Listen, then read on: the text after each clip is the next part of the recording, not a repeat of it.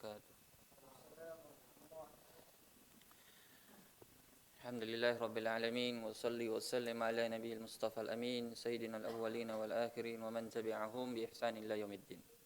Amma ba'du ayyuhal ahibatil kiram a'azzakumullahu jami'an. Alhamdulillah kita pada pertemuan kali ini kita kembali melanjutkan kajian rutin kita kitab hadis Arba'in An-Nawawi, dan kita telah selesai pada pertemuan lalu hadis yang ke-10. Sekarang insyaallah kita akan masuk ke hadis yang ke-11. Silakan yang mau murojaah ya. Menyetor hafalan hadisnya. Silakan. Bismillah. Ahsanallahu ilaikum. Qala al-musannifu rahimahullahu ta'ala al-hadithul hadi asyar an Abi Muhammadin al-Hasani ibn Ali ibn Abi Talib sibti Rasulullah sallallahu alaihi wasallam wa raihanatihi radhiyallahu anhuma qala hafidtu min Rasulillah sallallahu alaihi wasallam da' ma yaribuka ila ma la yaribuka rawahu Tirmidzi wan Nasa'i wa qala Tirmidzi haditsun hasanun sahihun. Barakallahu. Antum mau parpo? Enggak mau. Mau aja. Insyaallah. Silakan. Tafadhal. Nah, selanjutnya. Barakallahu fiik. Bismillah. Ahsanallahu ilaikum.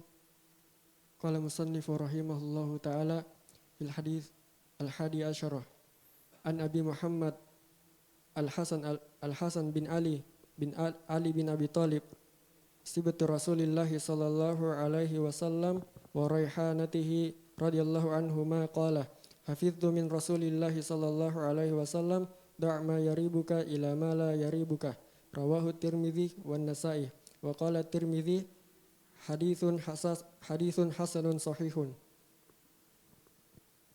Barakallahu fiik. Tafadhal. Silakan. Tafadhal.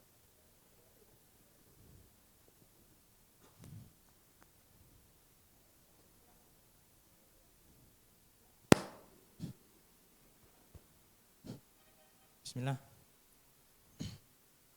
Qala al-musannif rahimahullah al-hadithul hadi asyar an Abi Muhammadin al-Hasan bin Ali bin Abi Talib sibti Rasulillah sallallahu alaihi wasallam wa raihanatihi radhiyallahu anhuma qala hafidtu min Rasulillah sallallahu alaihi wasallam da' ma yaribuka ila ma la yaribuka rawahu Tirmidzi wan Nasa'i wa qala Tirmidzi wa haditsun hasanun sahih.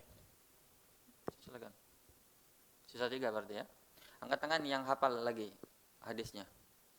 Antum siapa lagi? Baik. Seperti terakhir. 1. Bismillahirrahmanirrahim. Ahsanallahu ilaikum.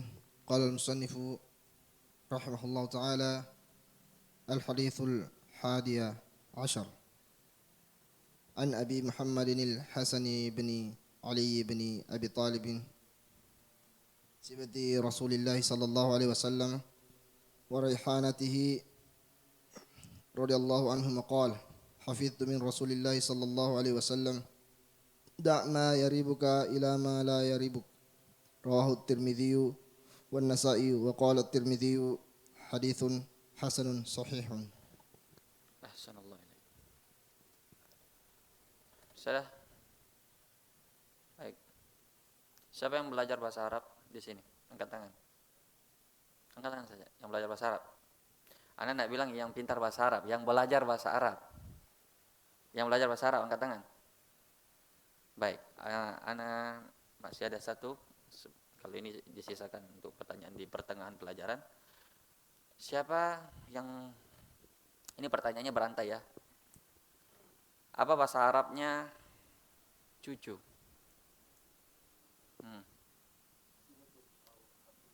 Apa bedanya?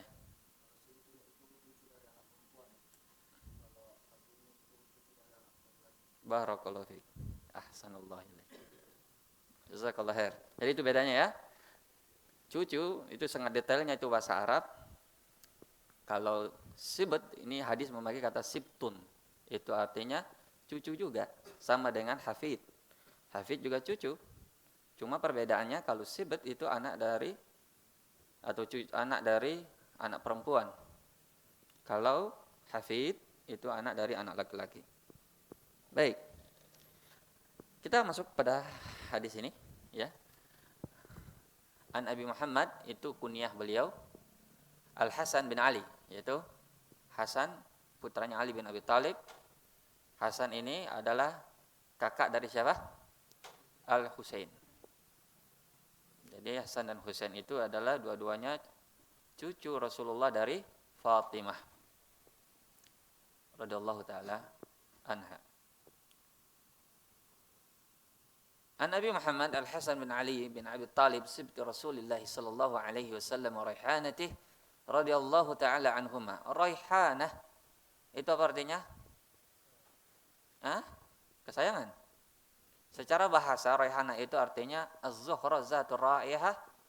Nah, bunga yang memiliki harum yang sangat wangi. Zuhra. Az-zuhra laha raihah thayyibah. Tapi itu bahasa kiasan namanya. Yang berarti apa? Kesayangan. Karena memang beliau itu memiliki sifat seperti itu, memiliki kebaikan baik dari sisi akhlaknya, dari sisi bentuknya juga, maka dibilang raihan. Baik.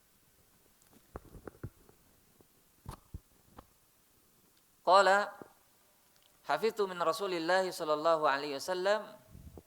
Hafiztu itu artinya apa? Saya menghafal. Ini isyarat atau bentuk isyarat pentingnya menghafal. Pentingnya apa? Menghafal. Ilmu itu apa yang dihafal, bukan apa yang didengar. Betapa banyak kita mendengar pelajaran tapi berlalu begitu saja, berarti itu belum ilmu. Kata Imam Syafi'i, ilmu itu apa? Yang kita bawa keluar masuk kamar mandi. Itu ilmu.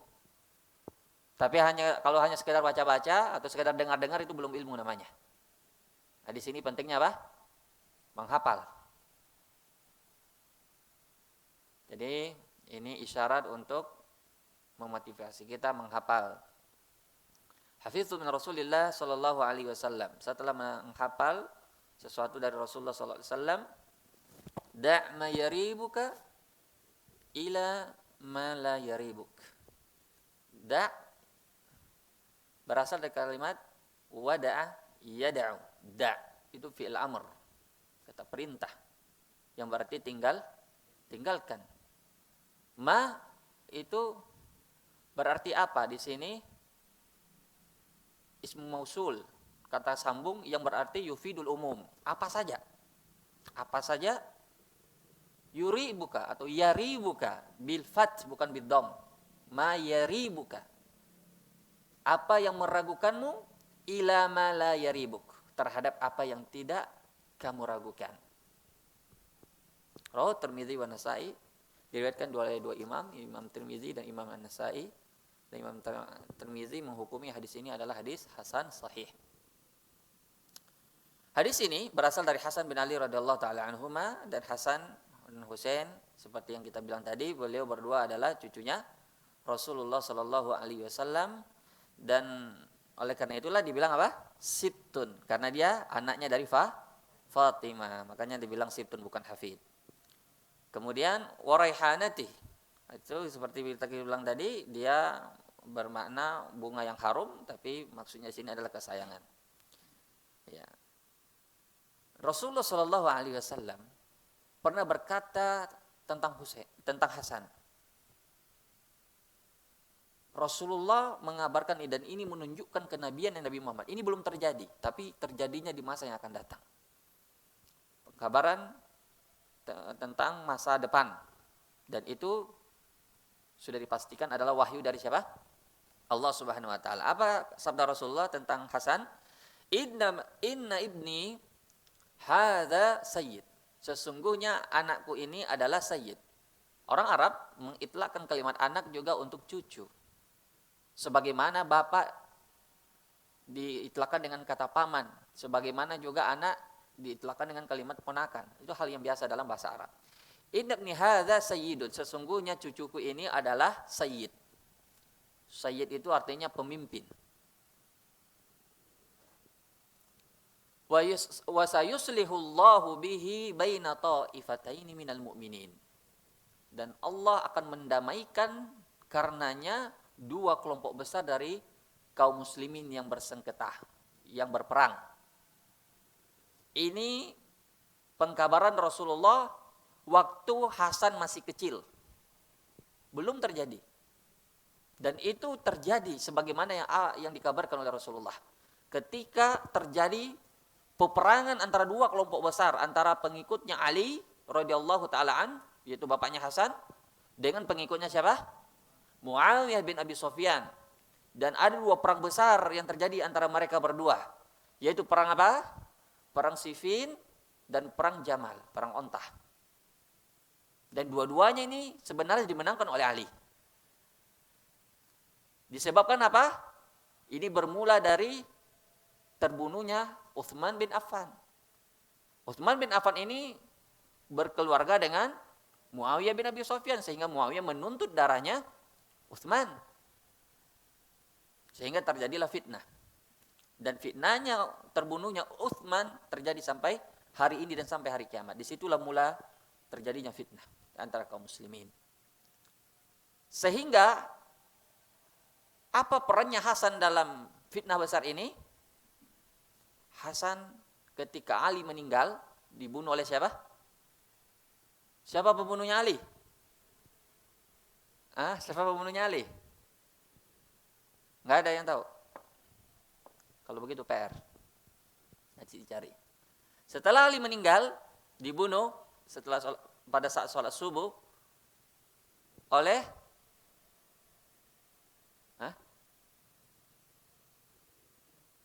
siapa?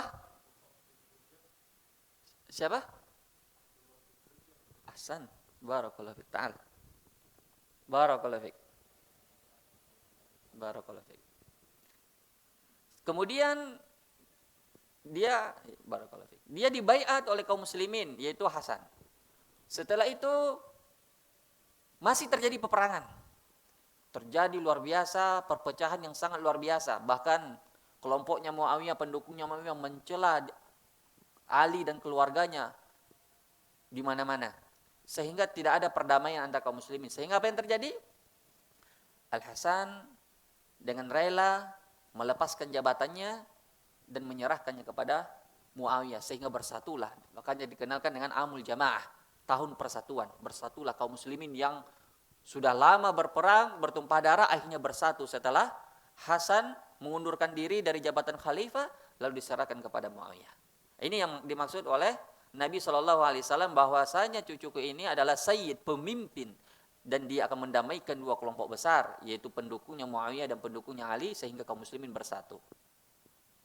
Dan mauqifnya Ahlussunnah wal Jamaah terhadap peperangan antara kedua ini adalah as-sukut majaru bainahuma.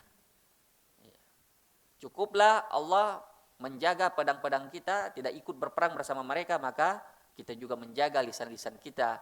Tidak perlu yang mana yang benar, yang mana yang salah. Walaupun kita bilang di sini al-mujtahid idza ijtahada falahu ajran, idza asaba falahu ajran, wa idza akhta falahu ajr. Dan para ulama mengatakan yang benar dalam hal ini adalah Ali. Bahkan bagi dia dua pahala. Yang salah, yang keliru di sini dalam ijtihad adalah Muawiyah, tapi tetap baginya adalah satu pahala. Dua-duanya adalah mujtahid. Maka kita sudah sukut. Beda dengan mauqifnya orang Syiah, beda dengan mauqifnya orang Khawarij. Kita Ahlussunnah di pertengahan. Baik. Kemudian beliau berkata, hafiztu min Rasulillah sallallahu alaihi wasallam, saya mendengar dari Rasulullah sallallahu alaihi wasallam, da'ma yaribuka ila ma la yaribuk. Tinggalkan perkara yang meragukanmu terhadap apa yang tidak meragukanmu. Ini semisal dengan hadis yang lain. Siapa yang tahu? Tidak ada lagi parfum ya. Tidak apa-apa, menjawab tanpa parfum. Silakan kalau yang tahu jawabannya. Ya, makna hadis ini semisal dengan hadis arba'in yang lain yang sudah kita lewati.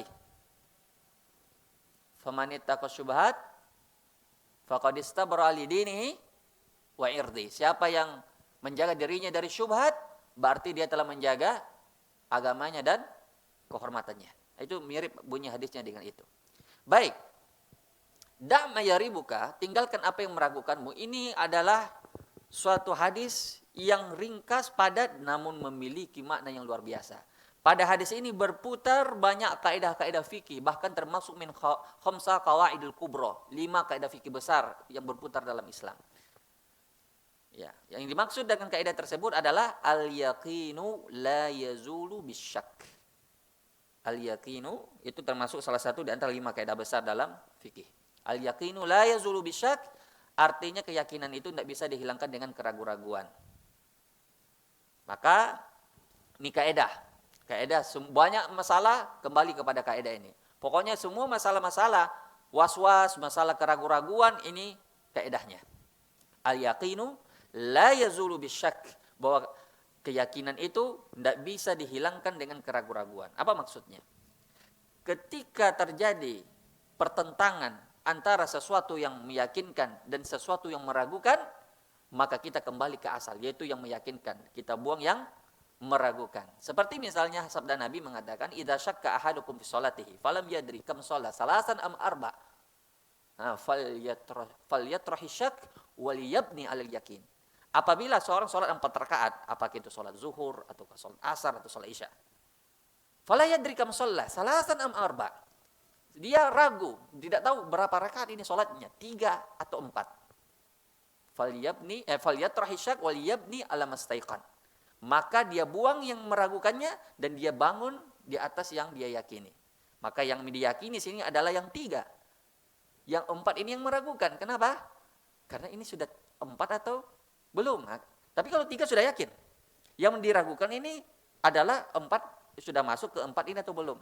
Maka kalau terjadi pertentangan begitu, maka yang diambil yang sedikitnya. Misalnya ada orang tawaf 5 atau 4. Maka yang mana yang yakin di situ? 4, yang sedikit yang yakin. Yang ragu-ragu yang kelima, ini sudah masuk 5 atau belum? Maka dia buang yang meragukan. Itu maksud dari kaidah ini.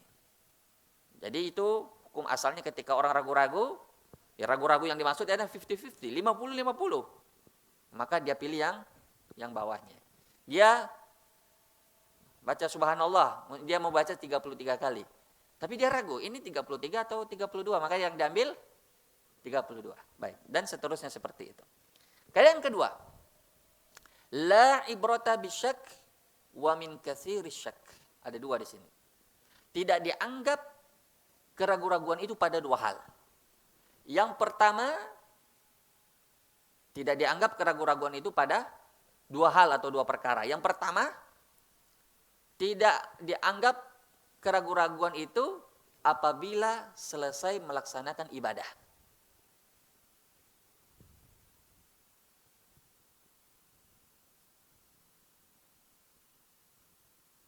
Yang kedua, tidak dianggap keraguan-raguan itu apabila berasal dari orang yang punya penyakit was-was. Artinya orang ini sering ragu, sering tertimpa was-was. Maka itu keraguan-raguannya itu adalah penyakit sehingga tidak dianggap. Maka kedua keadaan ini, keraguan-raguan itu tidak dianggap secara mutlak. Jadi tidak perlu dianggap itu keraguan. Wujuduhu ka'adami. Ada dengan tidak adanya sama saja. Jangan dihiraukan. Maksudnya seperti itu. Maka keadaan yang pertama, misal seorang selesai sholat, lalu selesai dia salam, datang was-was. Tadi waktu saya sholat itu 3 atau 4 tadi itu maghrib saya kerja ya. Misalnya dia sholat sendiri. Kalau sholat berjamaah oke lah, dia berpatokan ke imam. Tapi ketika dia sholat sendiri misalnya, selesai salam tiba-tiba datang was-was. Tadi saya selesai sholat, itu sudah 3 atau tadi 4 malah saya kerjakan. Atau tadi saya baca zikir atau tidak kepada saat ruku. Dan seterusnya, banyak sekali was-was macamnya. Ribuan. Kalau mau dihitung was-was satu persatu, banyak sekali. Maka setelah dia selesai sholat, tidak perlu dia pedulikan. Kenapa bisa begitu? Karena tidak dianggap was-was apabila selesai dari ibadah. Selesai wudhu. Datang was-was. Tadi saya kentut apa tidak? Tidak usah dianggap itu. Tidak usah dianggap. Itu was-wasnya syaitan. Sebab kalau dengar itu was-was, tidak akan ada ujungnya. Tidak akan pernah selesai itu was-was. Kalau kita benarkan satu kali saja, sudah. Masuk kita dalam perangkapnya syaitan. Makanya di antara lataif para ulama, ketika datang was-was seperti itu, disuruh kasih bukti. Mana buktinya kalau saya kentut misalnya? Dia bisiki itu hatinya. Kalau dia dengar setan membisikinya, bahwa kamu tadi kentut. Terus dia bilang apa? Dia jawab, mana buktinya? Supaya apa? Dia yakinkan dirinya bahwa dia tidak kentut. Sudah, itu was-was. Kapan itu dianggap? Nah ini perlu kaidah baru. Kita tahu kaidah baru, al-yakinu la yazulu illa bil yakin. Al-yakinu la yazulu illa bil yakin. Sesuatu was-was itu tidak dianggap kecuali dengan keyakinan juga. Kalau dengan keraguan-raguan itu tidak dianggap. Misal, seperti yang terjadi pada Nabi. Nabi pernah sholat zuhur 2 rakaat. Dan Nabi merasa yakin bahwa dia sholatnya 4 rakaat. Maka ketika Zulyadain mengingkari bahwa Nabi itu sholatnya 2 rakaat, ya, Nabi bilang tidak sholat tidak dikosor dan tidak pula diperpendek atau semakna dengan itu. Artinya Nabi tidak menerima ini alasan Zulyadain. Lalu datanglah ditanyakan kepada Abu Bakar dan Abu Bakar membenarkan, dan datang ke Umar pun membenarkan, benar wahai Rasulullah engkau tadi sholat zuhur 2 rakaat. Barulah Rasulullah menambah lagi 2 rakaat. Nah, itu namanya al-yakinu la yazulu illa bil yakin. Jadi itu kaidahnya. Kapan seseorang itu bisa menerima itu bisikan atau menerima itu misalnya keraguan-raguan, kalau dia datang dengan bukti, hujjah dan keyakinan. Baik. Kemudian ini juga sering terjadi pada sebagian ikhwah yang tertimpa was-was. Banyak sekali. Ada orang masuk kamar mandi, bolak-balik. Setiap selesai mau wudhu, datang keluar angin lagi sedikit, batal lagi. Masuk lagi kamar mandi, wudhu lagi. Sebentar sudah selesai wudhu, dia merasa keluar lagi anginnya. Akhir orang selesai sholat, dia masih mondar-mandir ke kamar mandi. Maka obatnya orang ini baca kitab Ighatsatul Lahfan min Maqayidis Syaitan. Karangan siapa itu? Ibnul Qayyim Al-Jauzi. Di situ banyak sekali disebutkan kisah-kisah orang yang tertimpa ini penyakit was-was. Dengan berbagai macam bentuknya. Dalam bab toharo, dalam bab akidah, macam-macam. Kalau bukanlah Ibnu Qayyim yang cerita ini tentang kisah ini, mungkin kita tidak percaya. Tapi kita percaya Imam Ibnu Qayyim, Imam Shadiq. Saking luar biasanya banyaknya penyakit was-was ini. Maka baca kitab Ighatsatul Lahfan itu untuk mengantisipasi, untuk mengobati ini bagi yang sudah terkena ini penyakit was-was di dalam dirinya. Baik. Kenapa? Karena setan itu tidak akan pernah berhenti memberi was-was kepada hati manusia. Dan setan itu mengalir dalam darah kita, dalam tubuh kita. Dalam Sahihain dari hadis Anas bin Malik radhiyallahu taala anhu, Nabi sallallahu alaihi wasallam bersabda, "Inna syaitan yajri min ibni Adam inna syaitana yajri min ibni Adam majrad dam." Bahwasanya syaitana mengalir dalam tubuh anak cucu Adam itu dengan dalam aliran darahnya. Dan hadis yang lain menunjukkan bahwasanya ada seorang sahabat datang kepada Rasulullah, "Inna syaitana yahulu baini wa baina sholati." Sesungguhnya syaitan menghalang-halangi saya dari sholatku. Dia beri saya was-was. Kemudian Rasulullah sallallahu alaihi wasallam menjawab, "Zalika syaitan yuqalu lahu al-khinzab." Khinzab, setan namanya khinzab. Dengan fathah zai. Karena kita lihat ada beberapa kitab itu dengan kasrah, yang benarnya fathah, khinzab bukan khinzib. Idza wajadta zalika faqful an yasarika salasan. Jika kamu menemukan was-was seperti itu, maka meludahlah ke kirimu berapa kali? 3 kali. Fa fa'altu zalika fa azhaballahu anni zalik. Lalu saya pun melakukannya, kata sahabat itu, lalu saya pun tidak was-was lagi. Jadi memang dalam ibadah sekalipun setan tidak akan pernah berhenti memberi kita was-was. Termasuk kita sudah beribadah sekalipun. Jadi kalau datang was-was, lakukan seperti apa yang disebutkan tadi. Jadi begitu, kalau kita ikuti was-was, tidak akan pernah ada habisnya. Hari ini toharoh, besok lagi sholat. Besoknya lagi masalah, dibisikkan lagi was-was ke dalam masalah keyakinan kita. Makanya kalau diikuti semuanya, bisa-bisa kita keluar dari Islam. Itu akibat bermain-main dengan was-was. Setiap was-was kita ikuti, sejauh itu juga kita melenceng dari kebenaran. Karena was-was ini bukan perkara remeh, Pak. Banyak orang yang dulunya di atas keyakinan, namun karena dia ikuti was-wasnya melenceng jauh. Dan itu memang cara setan yang paling ampuh untuk menggelincirkan manusia, karena dia langsung berkaitan dengan hawa nafsunya. Makanya di sini Nabi meminta kita untuk berlindung dari Allah, dari was-was tersebut. Kemudian berikutnya, karena waktu kita sudah ini.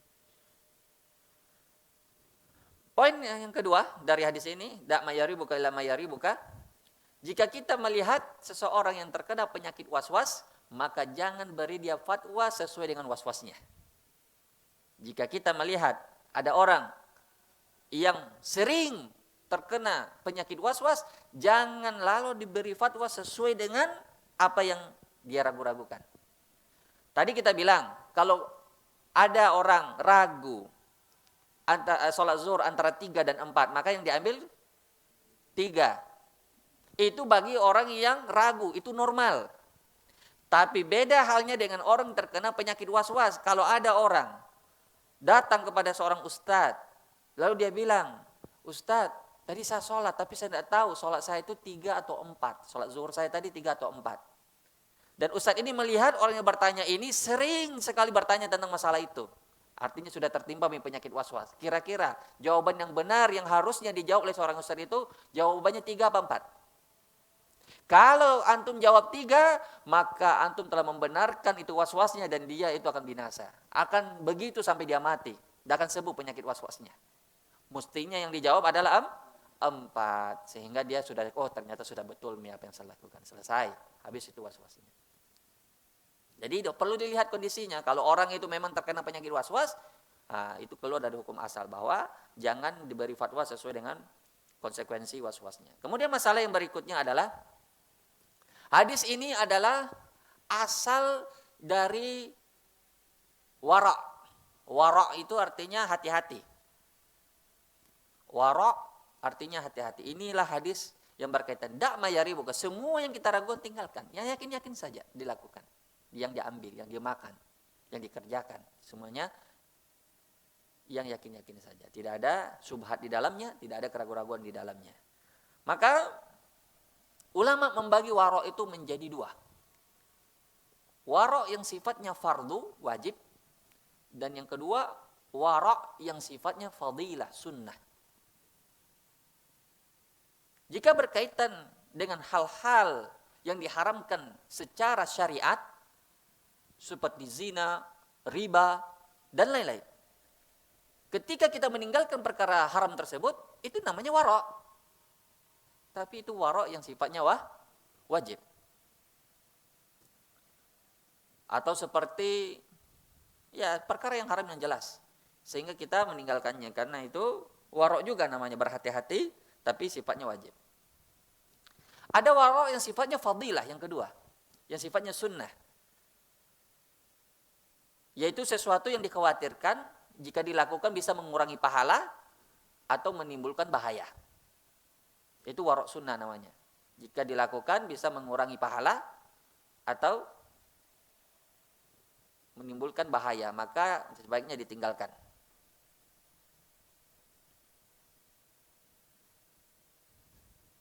Seperti misalnya hukum cadar bagi wanita. Betul tidak? Ulama beda pendapat atau ulama sepakat bahwa hukumnya wajib? Beda pendapat antara wajib dan sunnah apa wajib dan bid'ah? Banyak juga yang mengatakan orang, tapi bukan kita yang mengatakannya. Ada yang mengatakan begitu. Dan itu jelas tidak ada ulama yang berpendapat dengan pendapat demikian bahwa cadar itu adalah bid'ah. Jadi ulama beda pendapat antara wajib dan sunnah. Sekarang warok fadilahnya seperti apa? Yang sempurna pahalanya pakai cadar atau tidak? Pakai. Kenapa bisa? Kan kalau kita bilang sunnah berarti apa definisinya?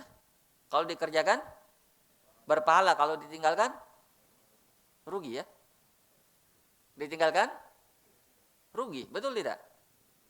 Kalau seandainya kita tinggalkan sesuatu berpahala, ini rugi apa untung kita? Rugi. Itu definisi baru dari saya barangkali. Definisi ahli fikihnya adalah sunnah itu dikerjakan berpahala dan ditinggalkan tidak mendapat dosa. Karena ada lawan dari sunnah itu.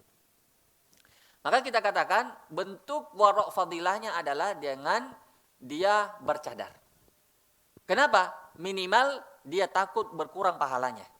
Sebab kalau dia membuka mukanya, kalau dengan dia meyakini tidak wajib, tetap hukumnya adalah sunnah. Apabila dia melakukan, dia dapat pahala. Tapi kalau dia tidak bercadar, dia tidak dapat pahala. Ini namanya warok sunnah. Tetap dia lakukan. Makanya akan datang setelah itu kaidah berikutnya. Ada titik temu antara ulama yang mengatakan cadar itu wajib dengan yang mengatakan cadar itu hukumnya Titik temunya di mana? Bahwa cadar itu sama-sama perintah, hanya saja ada perintah sifatnya tegas apabila tinggalkan berdosa, ada yang mengatakan perintah juga tapi sifatnya tidak tegas. Tapi titik temunya di mana? Sama-sama dilakukan. Yang namanya perintah dilakukan apa ditinggalkan? Yang namanya perintah itu dilakukan, bukan ditinggalkan. Itu titik temunya. Akan datang kaidah berikutnya bahwa fi'lu mattafaqa alaihi ulama aula mimman farada bihi ahaduhuma mahma amkan. Mengerjakan pendapat yang disepakati oleh ulama itu lebih afdal daripada mengerjakan pendapat yang diperselisihkan oleh para ulama. Saya ulangi. Melakukan pendapat atau mengamalkan pendapat yang disepakati lebih bagus daripada yang diperselisihkan. Atau ungkapan lainnya ahlul fikih, khuruju minal khilaf afdal atau mustahab. Keluar dari masalah khilafiyah adalah sesuatu yang sunnah. Jadi cari yang disepakati oleh para ulama. Contohnya seperti yang kita sebutkan tadi. Cadar, ulama beda pendapat. Ada yang mengatakan wajib, ada yang mengatakan sunnah. Tapi semua mereka sepakat bahwa cadar itu diperintahkan. Maka mengerjakannya itu lebih afdal. Terlepas dia wajib atau sunnah. Rokok, haram atau makruh? Ada yang mengatakan makruh juga. Pendapat antum haram apa makruh ini? Wah, antum hambali semua barangkali. Syafi'i mengatakan makruh. Tapi karahatu at-tahrim. Karahatu at-tahrim. Intinya katakanlah bahwa ada ulama yang mengatakan makruh. Titik temu antara haram dan makruh apa? Larangan. Sama-sama larangan. Hanya saja kalau haram sifat larangannya adalah tegas, ada hukuman di belakangnya. Namun kalau makruh tidak ada hukuman di belakangnya. Hanya saja seorang muslim yang namanya larangan, ya ditinggalkan. Jadi tidak perlu lagi ngeyel-ngeyel. Rokok makruh hukumnya. Itu larangan apa bukan? Diperintah merokok apa dilarang? Ya dilarang. Terlepas dia haram atau makruh. Ya dilarang, ditinggalkan. Jadi gampang sekali membantai itu orang yang ngeyel-ngeyel itu. Kalau ada juga ulama yang mengatakan makruh. Ya makruh itu artinya apa? Dilarang toh? Ya dilarang berarti ditinggalkan, bukan dikerjakan. Ini masalahnya kita sekarang ini, kebanyakan kaum muslimin, semoga Allah memberi petunjuk. Kalau makruh berarti boleh dikerjakan. Kalau sunnah berarti boleh Ini kebalikan dari salaf. Salaf itu sunnah berarti mereka berlomba-lomba mengerjakannya. Kalau makruh mereka berlomba-lomba meninggalkannya. Kalau kita hari ini sunnah berarti boleh ditinggalkan. Sunnah ji. Kalau makruh berarti boleh dikerjakan. Ke makruh tidak haram ji. Itulah terbaliknya pemahaman kita karena rusaknya agama oleh orang-orang yang merusaknya. Azan apa belum ini? Hah? Berapa menit lagi azan? Hah? Muazin? Berapa menit lagi?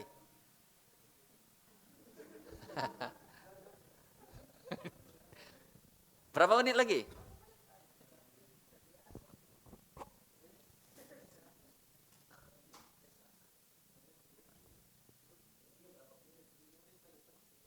Tujuh menit. Baik.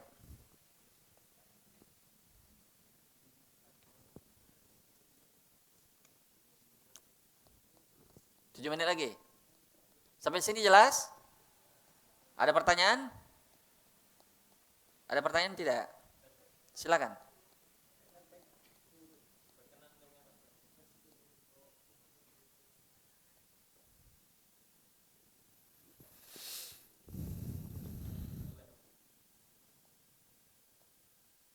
Bismillahirrahmanirrahim. Assalamualaikum warahmatullahi wabarakatuh. Waalaikumsalam.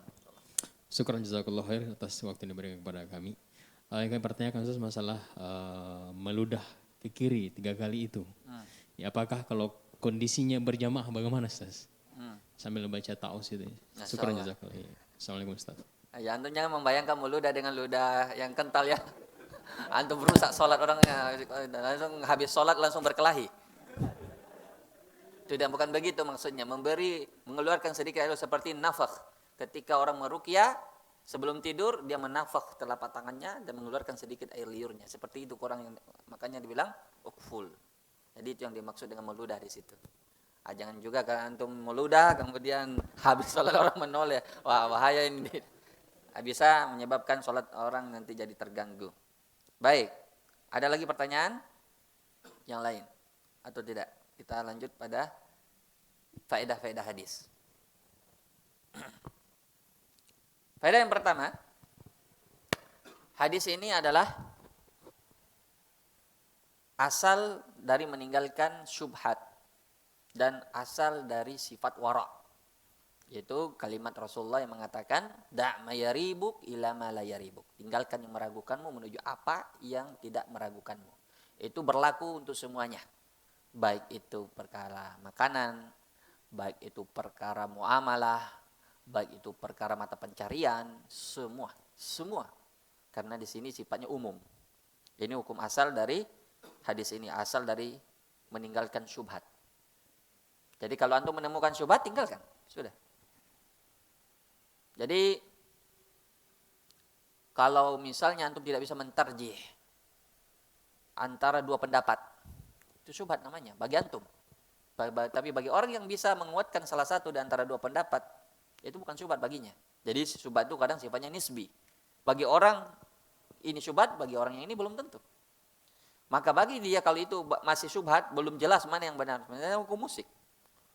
Ada yang mengatakan boleh, Ibnu Hazm menghalalkan musik. Tapi mayoritas ulama bahkan termasuk ijma'nya 4 mazhab mengatakan musik haram. Tapi bagi orang yang baru belajar, dia mengatakan ada ulama yang membolehkan. Tidak begitu caranya orang beragama. Ini baginya karena dia baru belajar itu namanya syubhat. Kenapa? Karena dia tidak tahu alasan Ibnu Hazm itu menghalalkan musik. Karena dia tidak belajar ilmu usul hadis. Ibnu Hazm ini mendoifkan hadisnya Bukhari. Dan itu dibantah habis oleh para ulama dari masa ke masa. Dan pendoifan Ibnu Hazm terhadap hadis Bukhari tidak bisa diterima. Dan ini dia tidak akan paham karena dia baru belajar. Maka jangan buru-buru mengatakan ada ulama yang membolehkan. Maka itu baginya syubhat. Maka dia tinggalkan. Berarti dia ikut yang mayoritas yang mengharamkan. Untuk sementara. Kenapa? Karena dia belum jelas baginya haram apa halal. Karena kaidahnya tadi apa? Apabila bertentangan antara yang halal dan yang haram, maka termasuk perbuatan warok meninggalkannya apa mengerjakannya? Meninggalkannya. Apabila bertentangan antara mubah dengan makruh, maka bentuk sifat warok mengerjakannya apa meninggalkannya? Meninggalkannya. Sampai jelas baginya itu hukum. Baik. Kemudian yang kedua, perkara yang halal, yang murni, itu tidak boleh ditinggalkan dengan alasan wara'. Yang tidak ada keraguan padanya. Perkara halal yang murni, tidak boleh ditinggalkan dengan alasan wara'. Dengan alasan wara. Kenapa? Karena Allah menghalalkan itu perkara yang halal. Seperti 3 orang yang datang kepada istri Nabi. Yang satu mengatakan, saya akan sholat malam dan tidak akan tidur. Yang satu mengatakan, saya puasa tidak berbuka. Yang satu, saya tidak akan makan daging. Yang lain, saya akan menjomblo terus, tidak mau menikah. Terus didengar oleh Nabi. Nabi mengatakan, ini atqakum, saya adalah orang bertakwa di antara kalian. Tapi saya menikah, saya sholat dan saya tidur, saya puasa dan saya berbuka. Man raghiba an sunnati falaysa minni. Siapa yang tidak suka sunnahku maka bukan bagian dariku. Maka perkara yang halal tidak boleh ditinggalkan dengan alasan waro. Jangan dibilang, wih hebatnya tahu puasa terus tidak berbuka-buka, itu bukan hebat namanya. Iya, bukan hebat itu namanya. Apa namanya itu? Baik. Jadi perkara halal itu boleh kita nikmati. Kemudian faedah hadis yang ketiga. Ini hadis mendidik kaum muslimin untuk meninggalkan tempat-tempat yang syubhat. Tempat-tempat yang membuat dia tertuduh. Ini hadis mendidik kaum muslimin untuk meninggalkan semua tempat-tempat yang membuat dia tertuduh baik kehormatannya maupun agamanya. Tempat yang membuat orang tertuduh misalnya seperti apa? Kalau dia duduk-duduk di tempat itu bisa dia tertuduh. Seperti apa contohnya? Duduk-duduk di warkop tertuduh tidak itu kira-kira?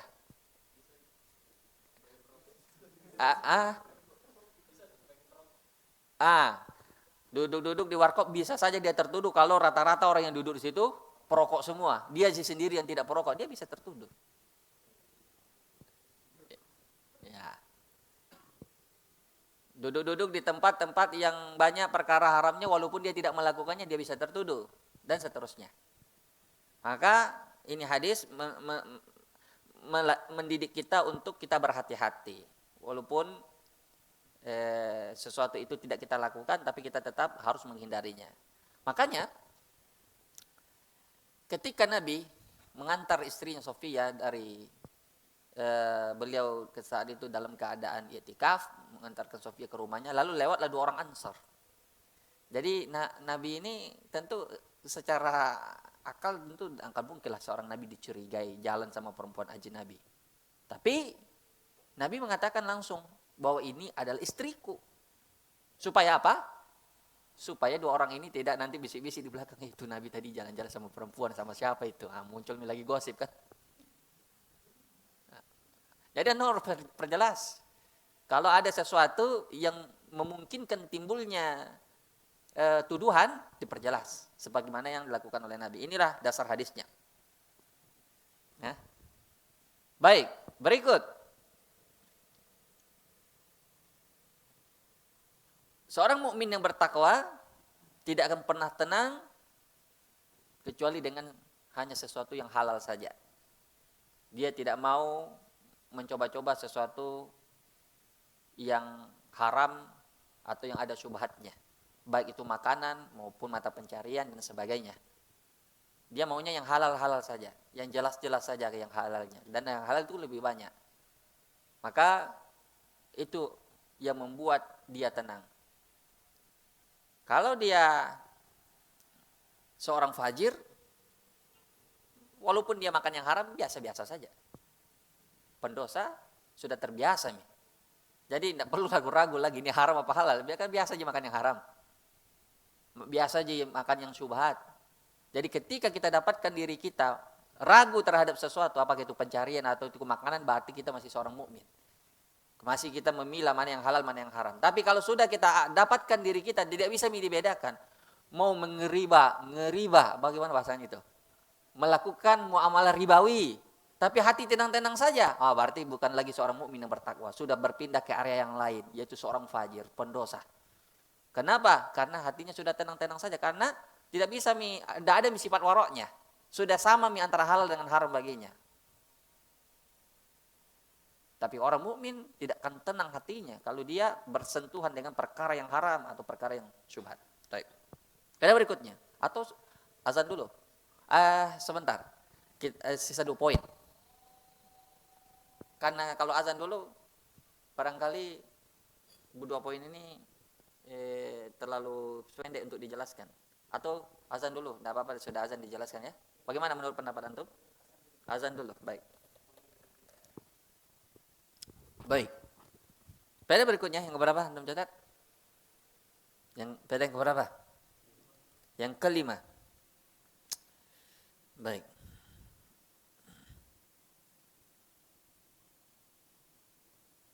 Hadis ini juga menjadi kaedah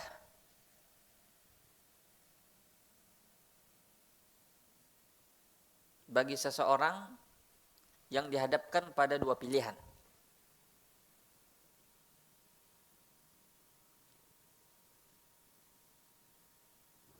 Yang satunya masih dia ragukan,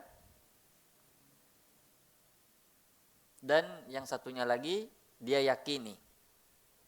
Maka yang harusnya dia lakukan adalah memilih yang dia yakini.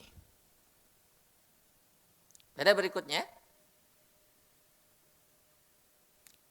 Hadis ini adalah pelengkap dari hadis Nu'man bin Bashir, innal halala bayyin wa innal harama bayyin wa bainahuma umur mustabihat. Itu pelengkap ini hadis.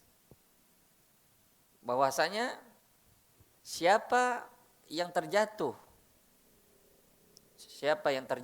pada keraguan-raguan, maka dia persis seperti pengembala yang mengembala di area larangan. Lama-lama dia akan terjatuh pada yang haram. Kalau ada orang ragu, namun tetap dia melakukannya tanpa memilih yang dia yakini, maka dia akan terjatuh pada perkara yang diharamkan. Seperti orang yang bermain-main dengan perkara syubhat yang tidak jelas antara halal dan haramnya. Lama-lama dia akan terjatuh kepada yang diharamkan. Kenapa? Karena dia bermudah-mudahan.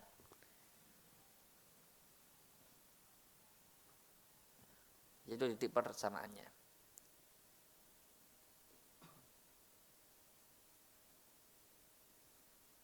Dan hadis ini yang terakhir, pada yang terakhir, dan hadis ini adalah obat penawar dari penyakit was-was.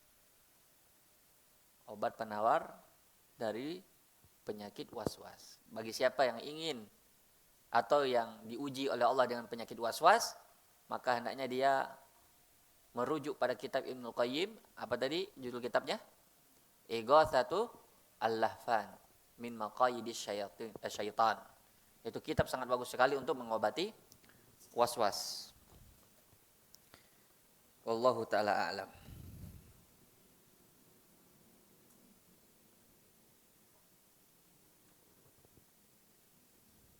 Ada pertanyaan? Berkaitan dengan materi atau bukan? Silakan. Bagaimana menghadapi atasan yang suka mencari-cari kesalahan kita dan membenci penampilan kita yang sesuai dengan syariat agama? Pertama, ingat sabda Nabi SAW yang diriwayatkan oleh Imam Muslim. Badal Islamu ghariban wa sayaudu ghariban kama bada fatuba lil ghuraba.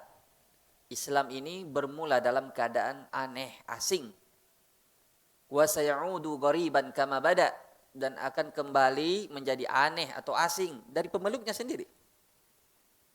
Fatuba lil ghuraba, maka beruntunglah orang-orang yang asing tersebut. Dan kalimat tuba itu disebutkan oleh sebagian para ulama, maknanya adalah pohon di surga yang dikelilingi selama 100 tahun. Artinya beruntung dia masuk surga. Di sini pelajaran kepada kita bahwa Islam itu akan menjadi asing di antara pengikutnya. Kita kasih gambaran global. Di antara kaum muslimin, betapa banyak di antara mereka yang mengaku dirinya Islam. Tapi di antara yang mengaku dirinya Islam, Coba hitung hanya berapa yang benar-benar mengerti Islam sesuai yang dibawa oleh Rasulullah. Dan di antara yang mengerti ajaran Islam yang benar, yang murni, yang sesuai dibawa oleh Rasulullah, coba hitung berapa yang benar-benar mengamalkannya. Lebih sedikit lagi. Bagaimana tidak aneh? Boleh jadi ada orang yang mengetahui misalnya celana cingkrang itu sunnah. Boleh jadi ada orang muslim yang mengetahui bahwa jenggot itu sunnah. Tapi dia belum mau mengamalkan. Jadi yang mengamalkan itu lebih sedikit daripada yang mengetahui. Yang mengetahui lebih sedikit jumlah daripada yang tidak mengetahui. Begitulah kondisi kaum muslimin hari ini. Makanya wajar kalau Islam menjadi asing. Maka menanggapi atasan yang suka mencari-cari kesalahan itu berawal dari dia merasa asing dari penampilan kita. Misal kita sudah mengenal sunnah, lalu memelihara jenggot atau memelihara cingkrang bagi yang perempuan bercadar. Sedangkan orang pada umumnya dia lihat tidak ada yang seperti itu. Sehingga muncullah dalam hatinya sesuatu yang lain. Apalagi ditambah propaganda-propaganda yang membuat orang benci kepada sunnah. Seperti diidentikannya dengan penampilan, dengan perbuatan. Seperti yang dilakukan oleh teroris misalnya. Sehingga dikatakan teroris itu yang begini penampilannya. Yang ada jenggotnya, yang ada cadarnya, apalagi. Sehingga apa? Terbentuklah dalam pemikiran orang-orang umum bahwa cadar ini pakainya orang kriminal. Jenggot ini pakainya orang-orang keras. Dan seterusnya. Sehingga inilah yang membuat dia seperti ini. Mencari-cari kesalahan dan membenci penampilan kita. Maka yang kita lakukan adalah bersabar. Bersabar. Sebagaimana disabdakan oleh Nabi, sesungguhnya orang yang menggenggam agama di akhir zaman itu sebagai menggenggam bara api. Panas memang. Tapi itu tidak sebanding dengan ujian yang Allah berikan kepada umat-umat terdahulu ketika menjalankan agamanya. Ketika Khabbab bin Arat itu adalah seorang sahabat yang disiksa dengan siksaan yang luar biasa. Ammar bin Yasir adalah seorang sahabat yang dua orang tuanya dibunuh oleh orang kafir Quraisy. Ibunya adalah wanita syahidah yang pertama yang meninggal dalam Islam. Bapaknya diseret sampai mati. Dan dia pun hampir dibunuh kalau tidak mencela Nabi Muhammad. Ammar bin Yasir atau sahabat yang lain, Khabbab bin Arat, kalau antara dua itu, pernah meminta tolong kepada Rasulullah, Rasulullah, doakan kami. Seperti sudah hilang kesabarannya, saking luar biasanya penyiksaannya. Lalu Rasulullah mengatakan, Sabran ya ala Yasir, sabarlah kalian, mau'idukumul jannah, tempat kalian adalah surga. Terus Rasulullah SAW mengatakan, dulu umat-umat sebelum kalian diuji pada agamanya. Salah seorang di antara mereka dimasukkan, ditanam ke dalam tanah, lalu diletakkan gergaji di atas kepalanya. Lalu diberi pilihan, dua. Pilihannya hidup antara mati saja. Kalau mau hidup, tinggalkan agamamu. Kalau mau mati, silakan pilih agamamu. Maka mereka tidak bergeming sedikit pun mempertahankan agamanya. Lalu kata Nabi, dibelahlah kepalanya dengan gergaji tersebut sampai yang qasimu ila nisfain, sampai badannya itu terbelah menjadi dua. Begitu betul orang zaman dahulu, ya umat-umat sebelum kita mempertahankan agamanya dan diuji pada agamanya. Kalau kita cuma sekedar dicibir sedikit, di apa? Dibully sedikit, langsung down. Nauzubillah. Mudah-mudahan tidak seperti itu. Itu belum apa-apa itu. Makanya kalau kita mau sabar, ingat, bandingkan dengan ujian umat-umat terdahulu dalam mempertahankan agamanya. Wallahu ta'ala alam. Barangkali itu dulu ya pertemuan kita pada hari ini. Wallahu a'lam. Subhanallah bihamdihi, asyhadu an la ilaha illa anta, astaghfiruka wa atubu ilaik. Assalamualaikum warahmatullahi wabarakatuh.